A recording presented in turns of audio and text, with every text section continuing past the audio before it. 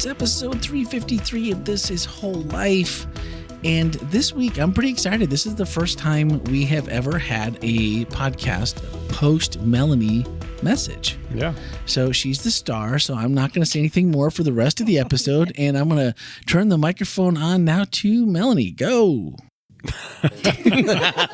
She's like, nice try, Randy. She's like, I don't think so. No, the first thing I wanted to actually talk about this week was we got an email. Did you guys get the email? Did you read it? A really nice email. Yeah, from Pam Nolan. And Thank you, Pam. It was so nice. That was really nice. And she's one of our she's the co-leader. I'm correct in that, right? Yep. Co-leader for Stephen Ministers. For Stephen Ministers. Yep. And I'm not going to read the whole thing. She enjoys the podcast. No, just read the whole thing, Randy. It was so nice. No, don't. No, okay. But I really wanted what she pointed out was, and that she enjoys the podcast, but that hurtfulness of trying to tell people that are suffering, a cliche or something other than positive, and that her and Deanna, who the other co-leader, that they were just very grateful for the reminder that Stephen Ministers are available. So if you're having a rough spot in your life and maybe you need someone to talk to, that was one of my two takeaways. My other one was, and this was one of my other favorite. My other favorite. That was one of my favorites. The banter is often that was fun and entertaining. Often, not always, but often. I was going to say. So we appreciate that, Pam. And I was happy with it. It was actually one of the first things she said. I think she was trying to get, hey, you know what? Let's get to the point, right? It's often. Yeah, I saw that. That's good. Yeah. No, it's a lot more often since we've added Melanie. Yeah, absolutely. A lot more See, often. there's the laugh right there in the background that we've been waiting for. The reminder that they're there and that there are people here that have been trained to help us and to be available. And trained in a very big way. A lot of training. Yep. Continued training. Yeah. I mean, they train and then they meet. There's supervision every month. Every month they meet. Yeah. Well, it's actually twice a month. Right. Yeah. That's what I thought. Twice a month. And so, up on the latest and they help each other, help you. And so it's a really cool ministry that we have here. And so if that's something you could benefit from, please do reach out. I will actually put the email address in the show notes today. So all you have to do, and also a link to the website. There is some information you can fill on out the website. On the website as well. And I'll put both of those links in today's show notes. So let's get started. And then, Melanie, you told me that, I believe on Friday before the message, that you would have a nugget or something that you didn't get to in the message, or that had to get cut from the message because the message was a little longer than you had. And I think second, you still said you went pretty long because we kind of didn't answer Q&A questions. Friday was a long time ago. Oh, no. I don't remember what all ended up on the cutting room floor. No. Okay. So if you happen to think of the nugget that you're like, I got something that I'm not going to add because for time's sake. So as the conversation rolls, if that happens to pop into mind. Got it. Okay, cool. So this week, Holy Encounters is in our new series. We finished up Follow Me, and table manners. I didn't put it together right away. I'm a little slow. But then afterwards... I stretched that idiom a little bit. A little bit. But I table manners, this is pretty cool. And when you got to the message, I was like, oh, table manners. Right. He doesn't have any. So... Just different ones than the ones we would expect, I guess. It's different than the ones we would expect. And I noticed that your sermon paragraph was very limited. Mm-hmm. And so I was like, man, she didn't really give away anything. We really do have to, if we want to know, we got to tune in. Well, here's the thing. I like to take people along with me on my journey of discovery. So that's why I didn't say very much, because I wanted people to come to the same insights that I came to in my preparation, so that we could all arrive at an interesting place together. So, well, I think you could have teased a little bit with the African safari tour guide. Oh, maybe we should have done a promo with Stanley with the green screen, and I feel like we could have made a little something out of that, because that story, and you're right, you said every one of us probably has our story. Mm-hmm. And Ken told his story about actually a positive experience. Mm-hmm. Jeff, you must have a story. Oh, plenty. As a matter of fact, as she was talking about her safari driver, it goes back, and I think I've already shared this actually in a sermon, but our safari driver did the same thing. Really? He drove into this, what looked like a lake to me. And we were running off hippopotamus, they were just leaving the scene. I'm thinking, we better not get stuck, because we had been stuck a couple times that day. The same thing. But he took us right through that lake, and we had no idea that there was actually a bottom that was a road that was there. And wow. It was on the way to an airport that I thought I was going to an airport. I was just going to a strip of land that. So Melanie, how long had you and Tim been married when this happened? How long had we been married? I want to say maybe 4 years. And Jeff, been married a while when that happened? Since this happened? Yeah. Oh, we were, probably 36 years. Well, I'll tell my story super quick. Heather and I were on our honeymoon in Puerto Vallarta, Mexico. If you know the region, the Puerto Vallarta is in the very end of the Bay of Banderas. And their only claim to fame is the filming of The Night of the Iguana was filmed in the city. And the star of the movie, she was a famous actress, and just as fast as it was here, it was gone. Clark Gable and who's he married to? Anyway, they had a house there. That's like the only thing claim to fame. We stayed way out at the tip of the bay. It was a new resort. We got like a 5-star resort for nearly nothing. It was like the greatest thing. But to get to town, if you took a taxi, it was $50 US American dollars. If you took the city bus, it was $2. So we're like, we're taking the bus, which was an old Bluebird school bus with front and rear doors. And when we got on at the very tip, all the workers that work in the produce area start coming back from work. Well, we got on, and we were one of 4 people, but pretty soon people with like goats and chickens and other farm animals are piling on this bus, and we're only halfway to town. And pretty soon the bus driver is no longer stopping to pick people up because the bus is like squatting, it's grunting, it's barely making it down. I'm standing on the actual last step out the door in the back with my arms like this, holding everybody else in, and Heather's right in front of me. What's like this? I can't see that. You can't see this. I'm holding on each side. There's a bar of the door, and that's what I'm holding onto with my back outside. And the cliffs just go. Like, there's no safety barriers. There's nothing. And we're going about 35, and we pull up behind a watermelon truck with the side, so you just assume the boards are going to break. They're going to be all over the road. And he's beeping and waving his fist at this truck who can't see him. We're behind him. So on a blind corner, he downshifts and takes off. And I mean, even as we started to get next to him, and we were not moving that much faster than he is, and we finally pull in, and it was a collective sigh, even among the locals that were like, whew. And I'm like, here we are, I think it was day 2 of our honeymoon, and we're gonna die on a country mountain road in Mexico. And that's when you knew your marriage could survive anything. After that, it could survive anything. Awesome. Well, speaking of tour guides, it seems like this story doesn't often get put together in both phases. You either tell the story of his triumphant entry and the palm branches on the road and the Hosanna song and all this kind of stuff, and we either look at that story, and then it's like, well, these are kind of diabolically opposed stories. One's a really feel-good up, and the other one's kind of a, well, the other one's kind of a what in the world is going on here? That's what the other story is. At least that's the way I saw it. No, for sure. And it seems like those don't get really put into the same story as a message. But I thought it worked really, really well for the point that you were trying to make. But does Jesus choose this in the course of the day? I mean, he has to know what's going to happen. I mean, he tells them to go get the donkey and tell them that if anybody asks, tell them, all this stuff. And he has to know that when he gets to the temple, this is what's going to happen. I mean, does he do this for effect, or is this just happenstance? It just all happens this way so that you can have this really, really high up and this really more darker look. But no, it doesn't happen on the same day, though, does it? Well, not according to Mark. Right. That's right. I just looked at my notes and I was like, that's right. So for me, I'm thinking of this as you're first telling this story, and then you kind of backed up and said, okay, well, Mark says that they took off and went to Bethany for the night.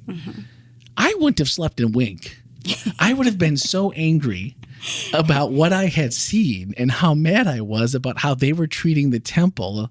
If Well, I the was gospel Jesus, doesn't say that he actually slept. It just says that they well, spent that's the night. true. So I assumed that maybe he was sleeping. He's learning. By the way, Randy, I just thought of a. Oh, sorry. No, go ahead. I just thought of a nugget. Yes. This is fun because I talked about how each of the gospel writers had a particular reason for writing their gospel. Well, Matthew, it was really important to Matthew to show how Jesus, as the Messiah, fulfilled Old Testament prophecy. And so that one section where he talks about how the Messiah or the King would ride in on a donkey and its colt. In Matthew, he has his disciples go get both a donkey and its colt, and they spread their coats over the donkeys so he could ride them. Both at the same time? Apparently, that's what Matthew says. I'm not sure exactly how that worked. I'm guessing side saddle. I don't know. But Matthew says he rode both the donkey and its colt. And that happens to also be what it says in the prophecy. So he was trying to make really sure that Jesus fulfilled all the aspects of the prophecy. So if he's sitting side saddle, do you think the colt's a little bit shorter, so he's kind of got like a hassock kind of comfort thing? We would have to ask the author of Matthew. I really don't know. But there's an extra little tidbit for you. That is interesting, though. Like he's got to make sure that we know that this is prophecy being fulfilled, not just a story to be told. Not just a story. Well, that's cool. But usually I hear this story and it's the anger, and then no one knows what to do with the anger. Mm-hmm. And so you kind of set it up with, what did you say, a holy temper or righteous rage. And I wonder in this instance, does everyone feel like this is Jesus really? I mean, he takes the night at Bethany. Maybe he's upset. Maybe he's not. I mean, we don't know. But you get back and you're flipping tables and you have the whip. He takes time to make the whip. Mm-hmm. I mean, is this a human emotion that just almost supersedes the divine? The divine's like, all right, well, we can't go too far, but man, the human side of me is really upset. And I've also often wondered, because no one ever seems to want to pinpoint or think about what maybe Jesus was feeling at that point. Well, now you're asking questions about incarnational theology and also the nature of Christ. So I don't know. Is the podcast long enough for that? Maybe. I see. If you said words I understood, then I would know maybe if we had time for that or not. But it just made it often. I do wonder though, like just how the human part. I mean, and maybe it doesn't make any difference.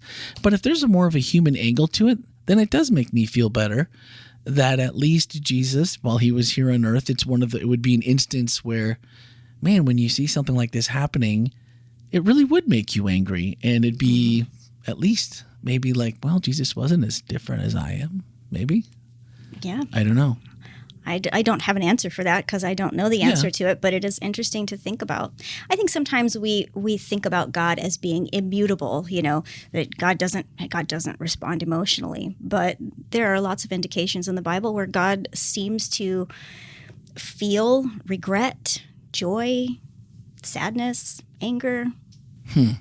At least that's how we get it portrayed. That's how it is. Yeah, that's communicated humanly. That is how humans perceive what's coming from God. Mm-hmm. And how the writers saw it, or how I guess there's a lot of different ways to look at it, but it's just always interesting because it's usually it's like, well, we flipped the tables and this was a injustice. This was, this can't happen in the temple. You're in a house of prayer, and that part goes by really quickly, but it's the anger part. Just the one thing that is interesting in that passage is he calls it my house. So there's a real sense of ownership, which I think is not a human piece to this.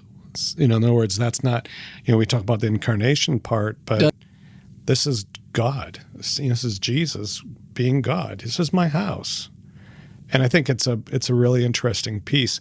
And I wonder if we're misplacing anger for a sense of ownership. and that God is saying, you guys are missing the point here. It's not what this is for. And maybe, it came, I'm not saying he can't be angry. I'm just saying that this side of him, all of us, it's like flashing of divinity, maybe, where people were like, whoa, not sticking around here for this stuff. So you're thinking maybe it was an act of authority versus an act as opposed to anger. Yeah.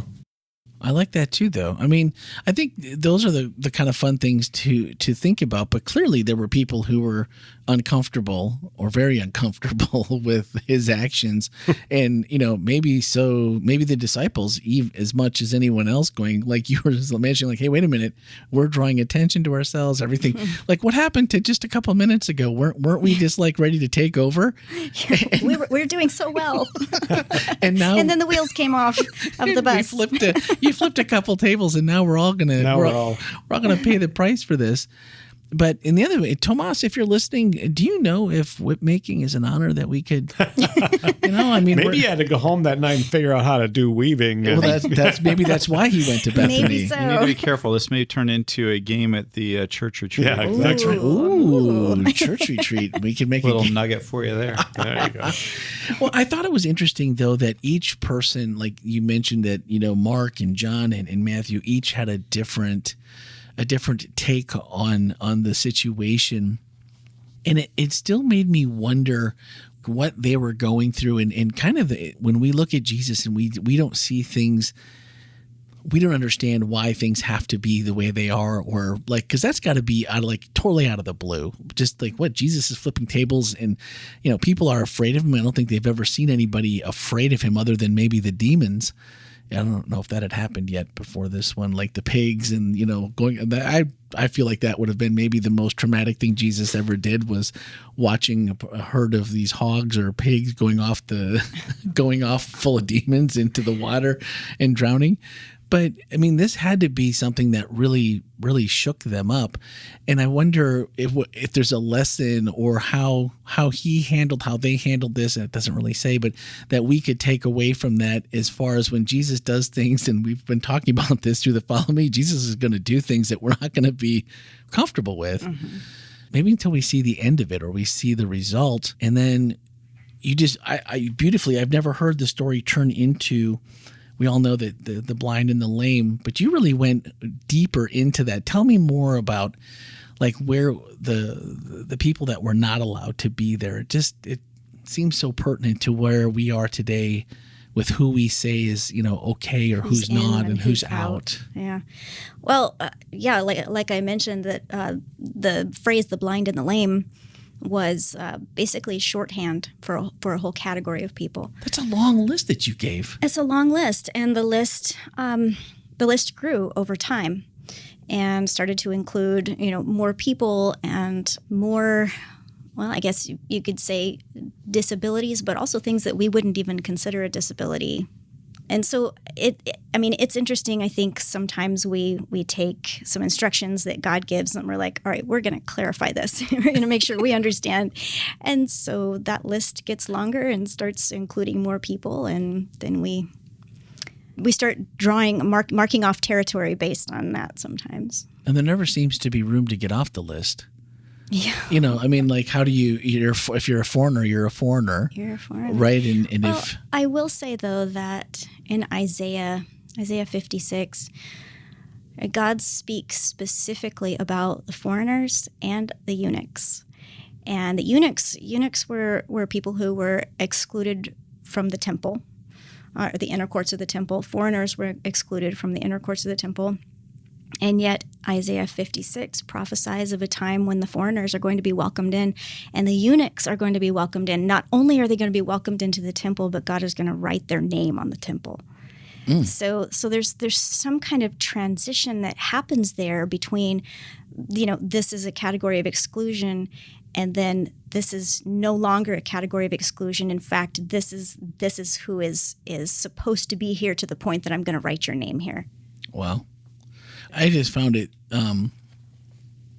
it did this dad's heart really, really well to hear that the inner and the outer temple was reserved. He was clearing the way for those who, like he said, there was nothing wrong with them selling and providing this, and you gave a bunch of good. Like, hey, what if they get injured on the way, or what if they get lost, or right? It was actually a convenience for people to be able to buy their sacrifice direct right there at the temple. And then I thought, why don't we include people in our services? Why don't we include people in our ministries? Because it's just easier if we don't. Yeah, sorry, you're on the list. Right? No, and so now you even if not, you've joined the list because, well, we have to make exceptions, or we have to change the rules. We have to, like Inez, we have to push you up on stage in your wheelchair to have you do scripture and prayer. She did a beautiful job. She did a beautiful job.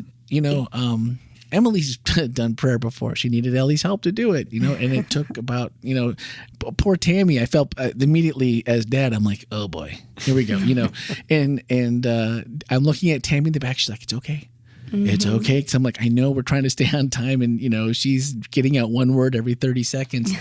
But that really drove home the point that it's so easy for us who no one would say, you're okay, you're on the list, but we have just as many things in ourselves that could put us on the list that nobody knows about, and how that list gets divided, and to still see that this is things we struggle with over 2,000 years later.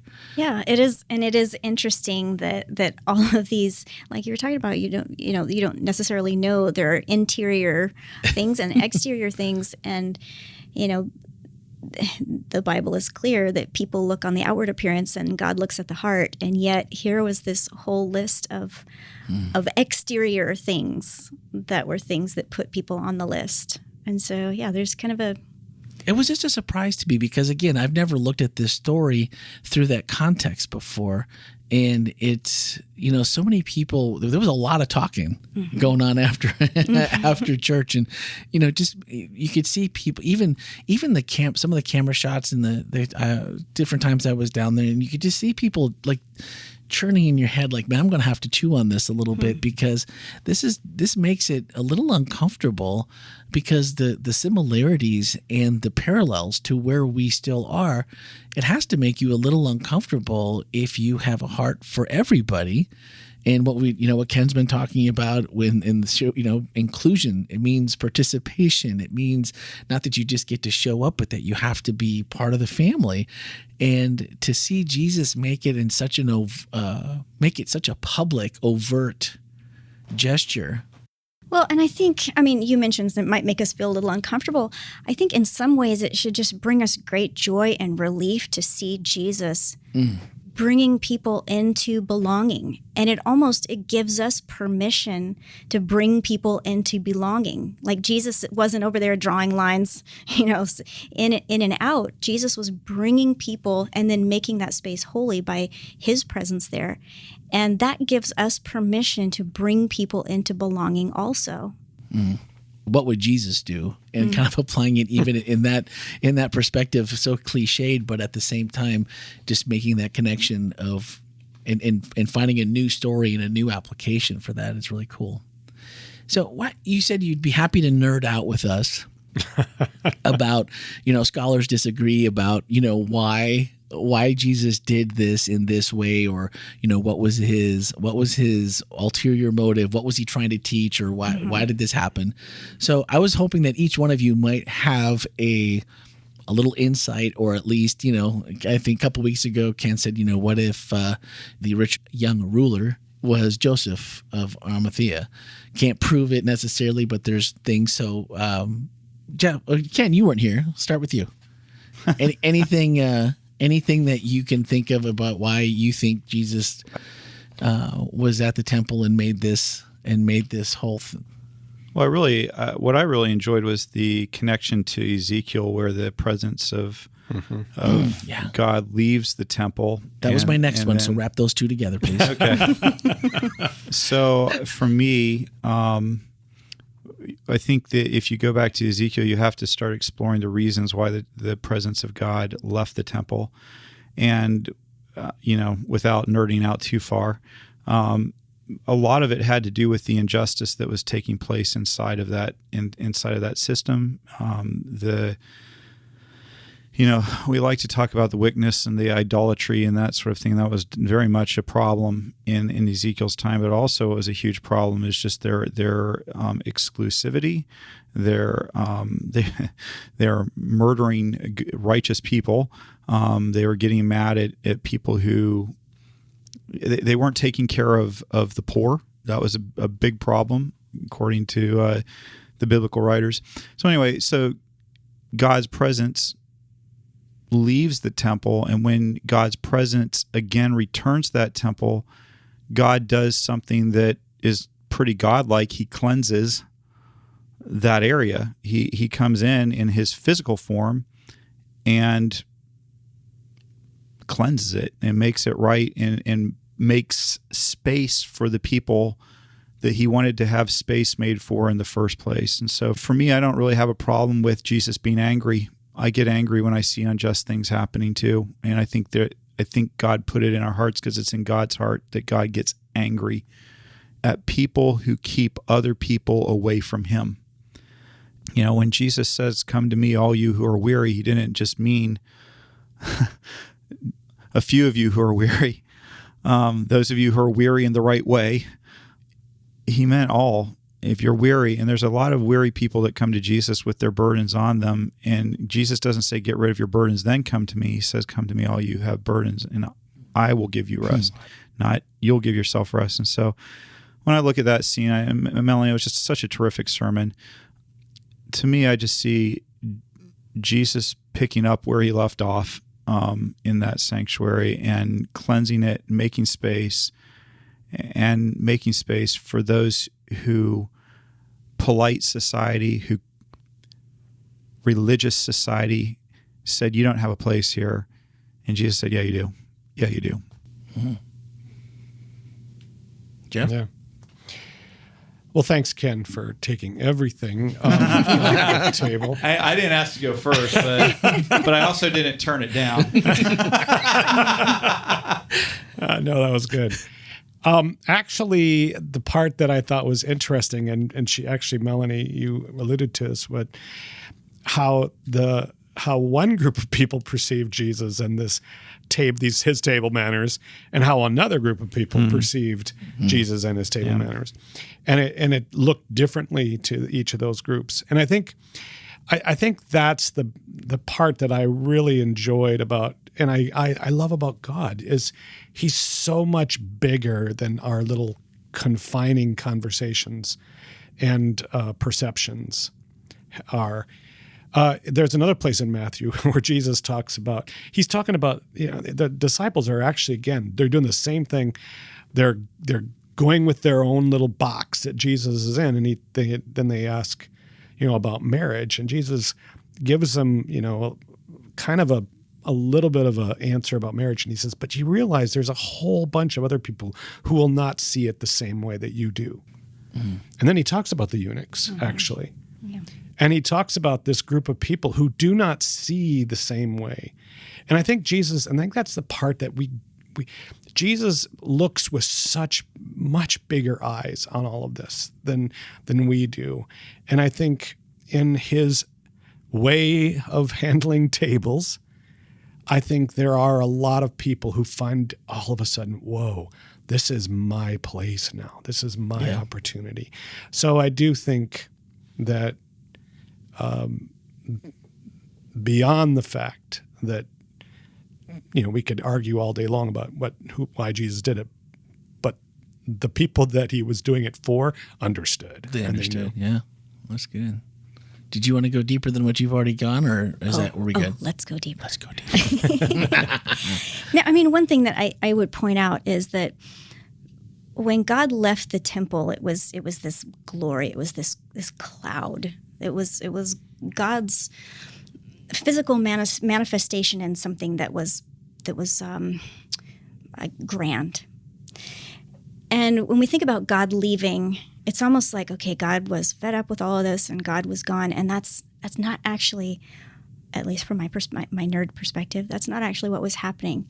Except it kind of sounds that way. Right. Yeah. God had to leave. But why did God leave? God left so that God could come back in person. That's an incarnation reference right there. So God could come back in person and be closer than before.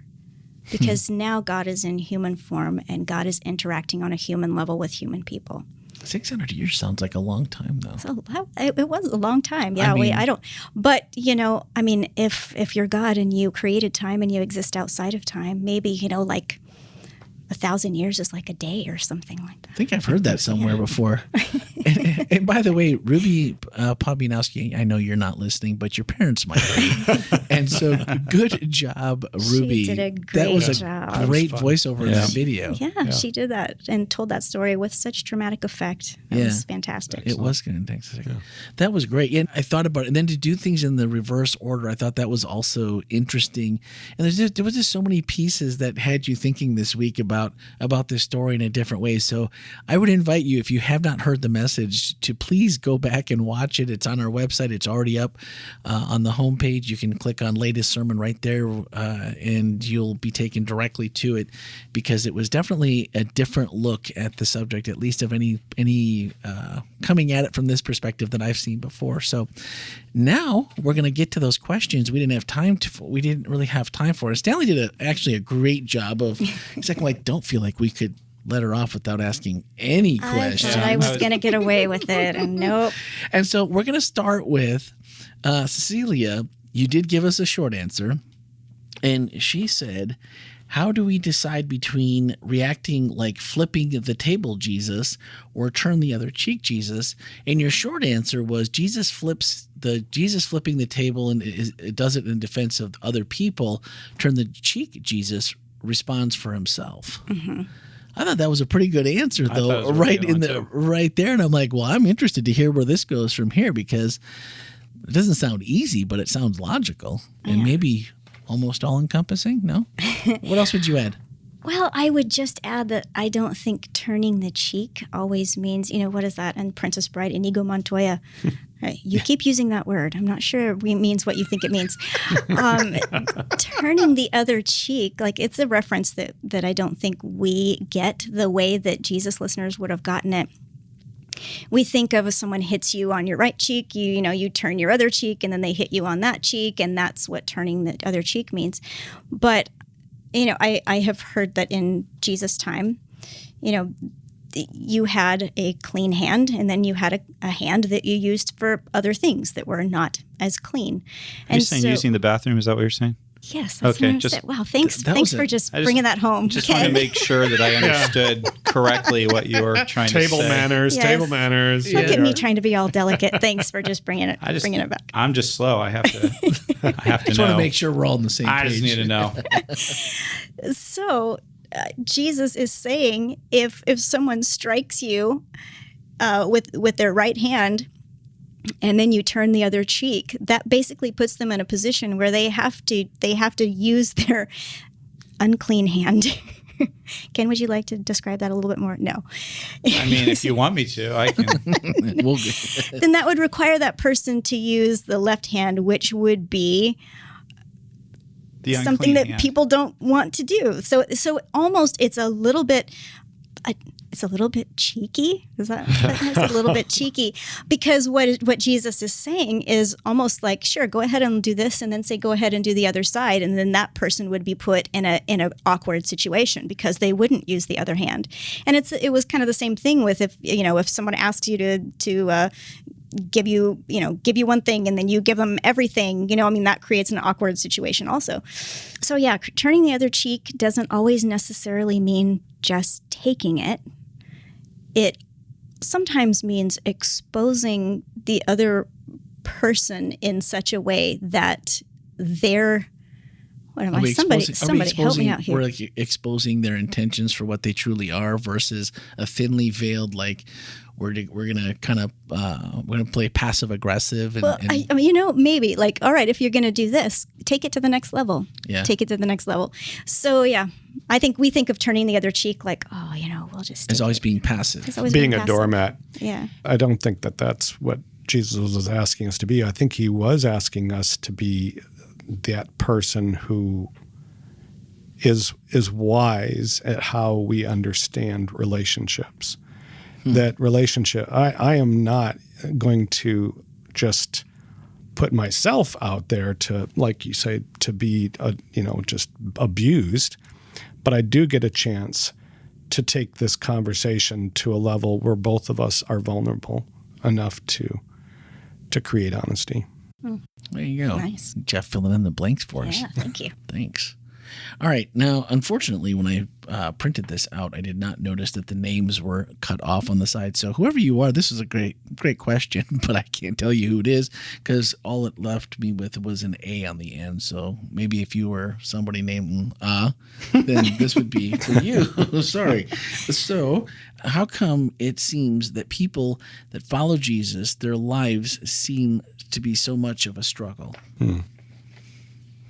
I think we've kind of touched on this a little bit before in previous podcasts. I think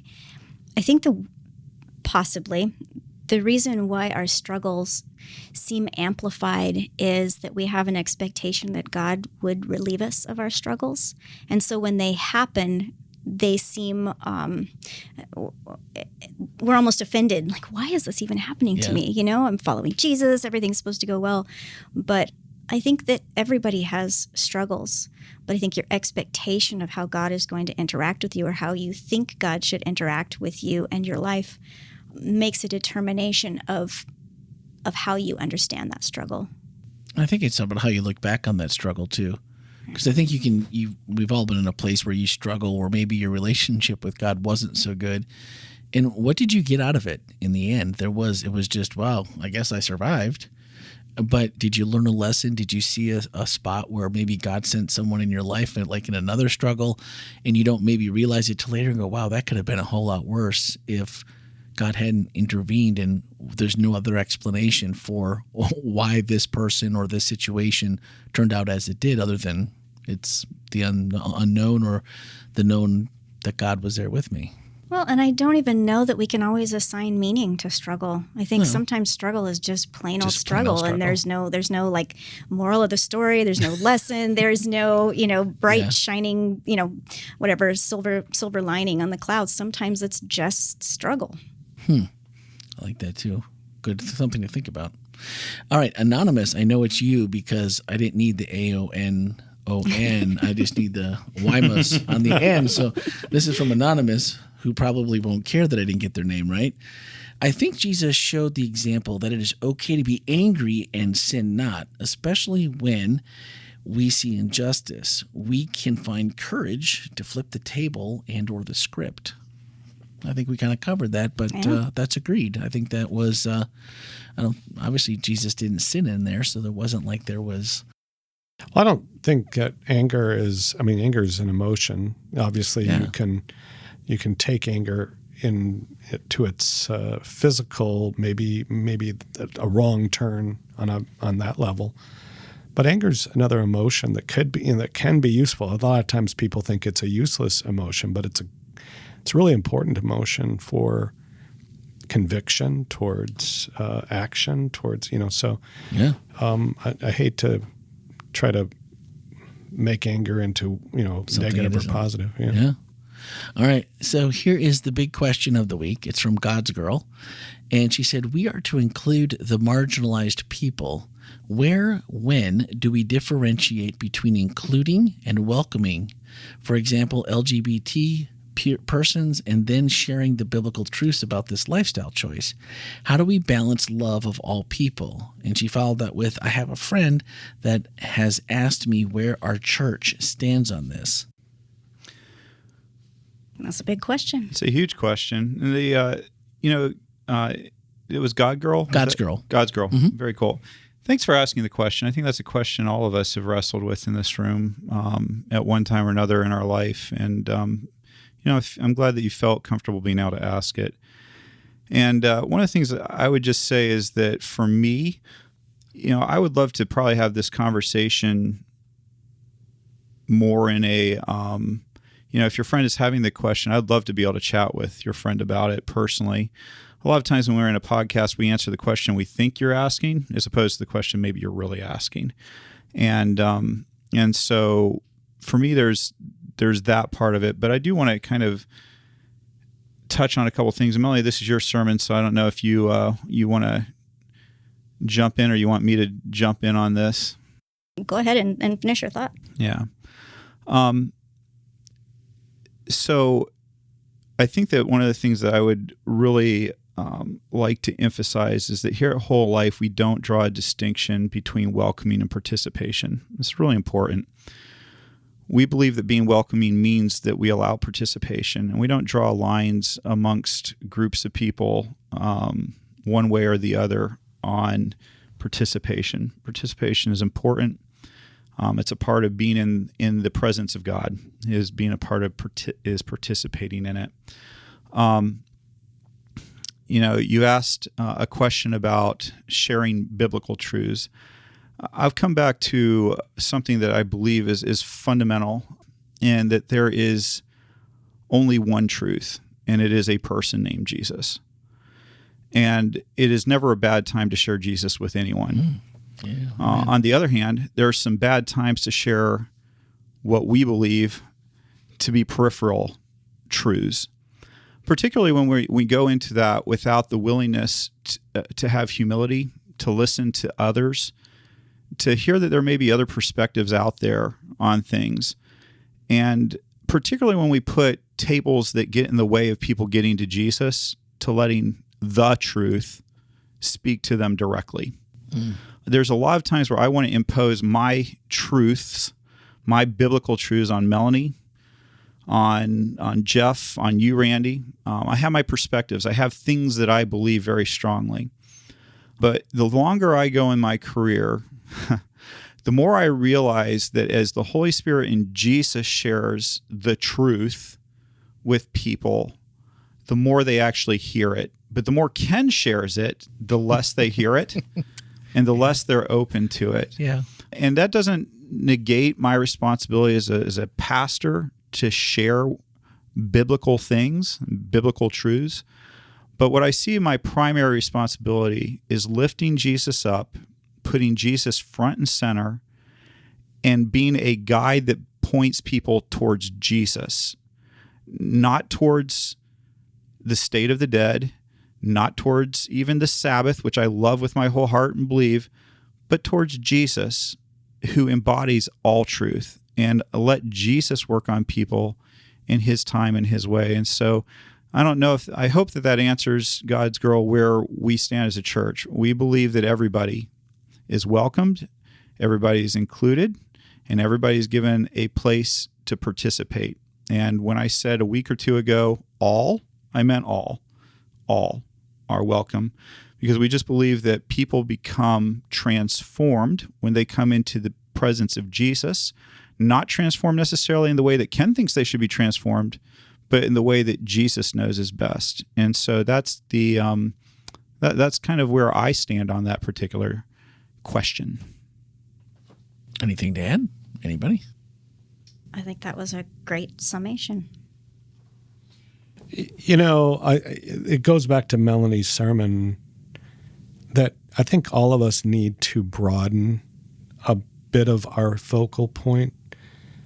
I'll bet you if I was one of the ones that was at that table and got incensed by Jesus flipping it, but if I hung around and I walked back in and saw who was in there with Jesus, and if I walked back in there and started to experience what was actually going on, I would have a better understanding as to why my table got flipped. So you're saying you might... It depends on the state of your heart too, Jeff. I think that some of those people walked in and were still completely outraged because... They might have been. Because their heart wasn't in a place that was interested in the person over their perceived, this is what is right. And maybe even more, I'm making money. What are you doing to me?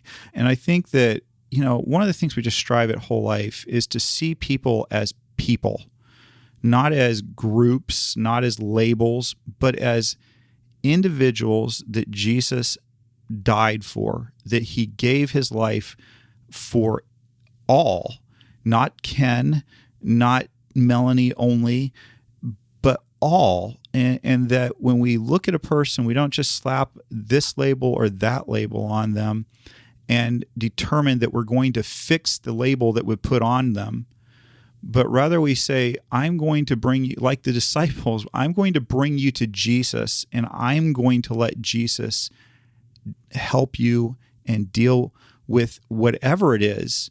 You know, it's interesting to me that even Jesus would ask people, what do you want? When they would come to him to be healed. What is it that you want? And sometimes we are going about trying to correct people for areas of their lives that is not what they need help with. And Jesus actually cared enough to say, what is it that you want?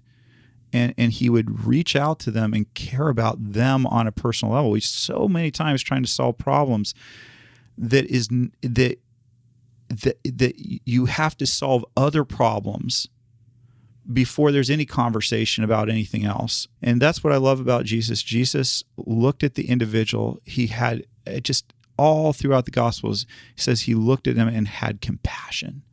And I just wonder how often we are looking at people with compassion and saying, man, your life must be difficult. You know, if we go to the LGBTQ community, can we just say, man, life has to be difficult for you? I mean, the suicide rate within that community is heartbreaking. And if it doesn't break your heart and make you say, why? What can I do to alleviate what's happening in this community? It breaks my heart. If we can't have compassion and love and care more than being right, then are we really Christ followers? Are we really following Jesus? Or are we just on an agenda that's driven by our politics or cultural baggage that we have at times? And I think that's it's an important thing for us to care about people. And I know I hear people say, well, you know, caring about people is telling them the truth. And I agree, but we use the word differently. I believe that the truth is Jesus, and I will never hesitate to tell somebody about Jesus. Because Jesus said, the scriptures that prophesy said that he didn't break the weakest reed. You think, I don't know if you've ever seen really weak reeds, but let me tell you, they're not hard to break. And Jesus had a gentle touch. I break rocks sometimes. That's my personality. I'm not gentle, but Jesus is. And so for me, I want to be careful that when I work with people who are marginalized, who are hurting, that are being just given a hard time, I want to make sure that I love them, that I see them as a person, not as a group of whatever, and that I'm taking them to the truth, not simply a creed. Yeah. Well, and I think so many times the disciples, who are surrounding Jesus, somebody would come along and they would say, hey, Jesus, do you want me to send them away? Do you want me to send them on their way? Yeah. And not one single time did Jesus say yes. Not one single time. Jesus said, no, bring them to me. And I think if we are, like you said, Ken, if we're going to follow Jesus, we're not going to be looking for reasons to draw lines or turn people away. We're going to keep bringing people to Jesus, keep bringing people to Jesus. That's going to be what we do. And if we're trying to keep people away from Jesus, then we're working opposite of what Jesus was doing the whole time. Yeah. And again, it goes back to, are we a place that weary people can come and find rest? Is that the place that we are? Or are we a place that they come to find the other rest, W-R-E-S-T? The right answer is R-E-S-T, rest. Rest, W-R-E-S-T, is a struggle. It's a fight. So which one are we inviting people to? The one that Jesus invited them to was R-E-S-T, rest. Yeah. And so, I know that can make people feel uncomfortable. I know it can make us say, well, I don't know. Why aren't we calling out things that are, sinful or doing this? I guess I just read through Jesus, and Jesus wasn't afraid to tell the truth at the right place, at the right time. But Jesus was also so gentle, so careful. And it occurs to me that Jesus was far more likely to have strong things to say to people like Ken Wetmore, who are pastors and who are religious leaders, who are getting in the way of other people coming to him, than he was to say to those people that were coming with all the hurt and pain that had been piled on them by society. And so, I think this is one of the things that I love about WholeLife. This is a safe place for people to come. There are plenty of unsafe churches in Christianity for people to go to if that's what they want. But WholeLife is a safe place for people to come and find rest. And we're unapologetic about that. This is a safe place to find Jesus, to let Jesus speak to you, and to allow Jesus to transform you in the way that Jesus wants to transform you in the timetable that Jesus has for you.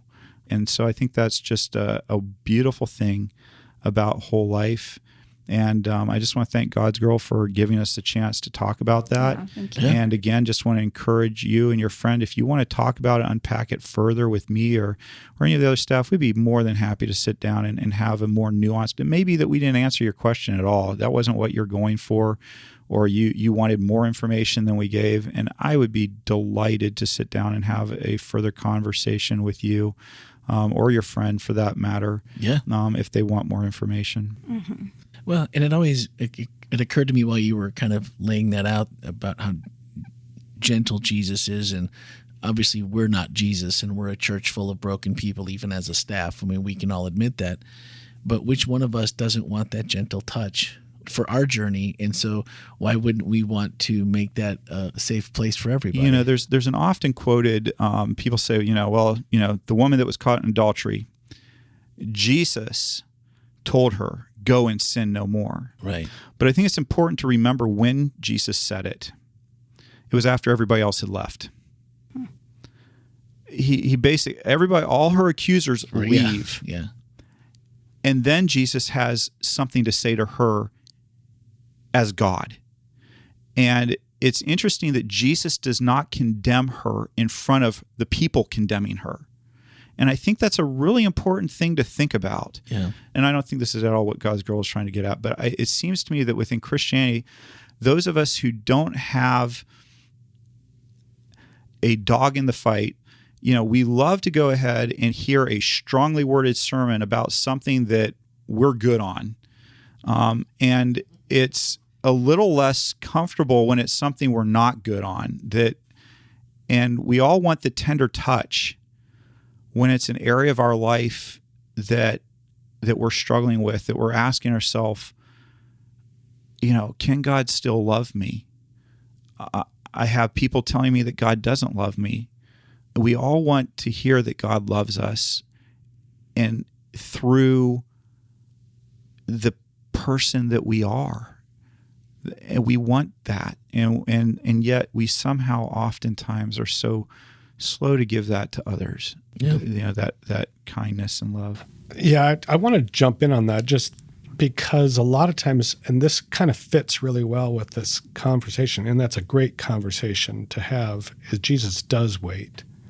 Because I think that when he says, go and sin no more, we all look at that and go, stop being a prostitute. Right. As if she had this temptation every day to just be a prostitute. That was her big temptation. She really wanted to go down that road. I think what Jesus is saying to her is he's saying, you've got another option. You've got another option, and it doesn't have to exclude me. You have another option that includes me. And let's move down that road. Let's take that road. Maybe she became a follower. Sure. Yeah. All I'm saying is that we tend to create what we believe God is against. And that's what we believe God goes after, because we're the ones that have a problem with it. So I think sometimes we have to look at this from the standpoint of, let's try to see if we can have God's eyes in these things too, so that we can understand that what we think is wrong, bad, or whatever we decide to create, labels on, may not be what Jesus is going after at that time. That's all.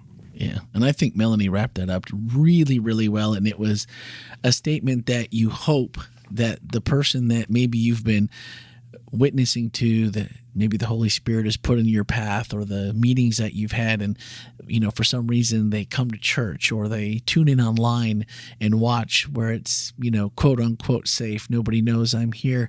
And towards the very end of her message, she said maybe that's how we know when Jesus shows up, because marginalized people feel safe, and it's so beautiful, and they know it's their turn with Jesus.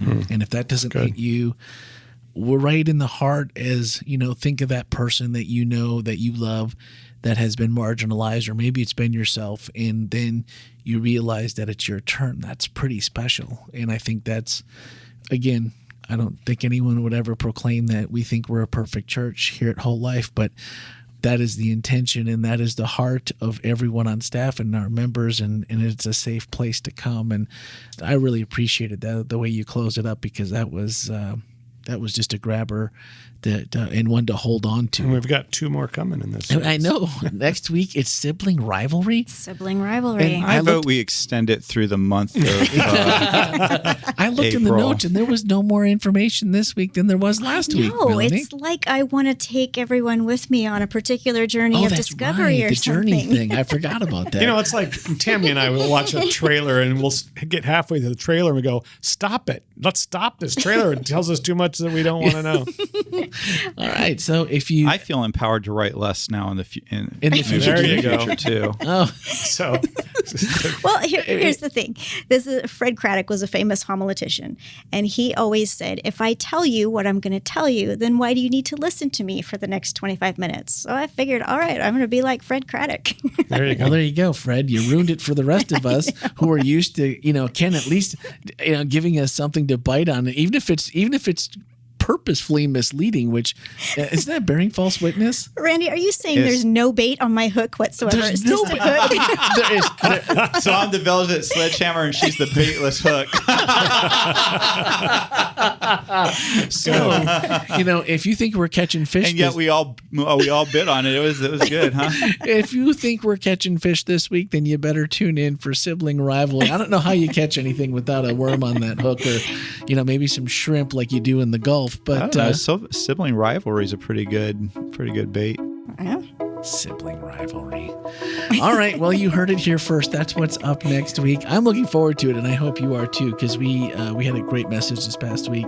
And if you didn't see it, definitely go back and check it out, because it was just a unique way to hear this message. So that being said, come on back next week, and we'll do it all over again. Have a great week, everyone.